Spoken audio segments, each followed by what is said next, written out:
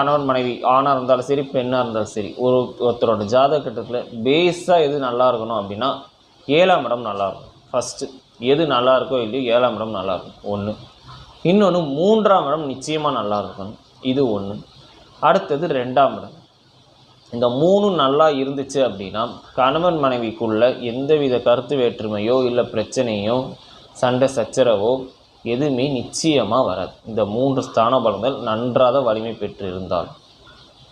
At the same time அதே மாதிரி 5ஆம் இடம் நல்லா இருக்கணும், 11ஆம் இடம் வலிமை கம்மியாக இதெல்லாம் இருக்கணும் தான், நான் இல்லைன்னு சொல்ல. ஆனால் ஃபஸ்ட்டு வந்து இந்த 5ஆம் இடம்ன்றது புத்திரஸ்தானத்தை சொல்கிறது, குழந்தை பாக்கியத்தை சொல்கிறது தான் 5ஆம் இடம்.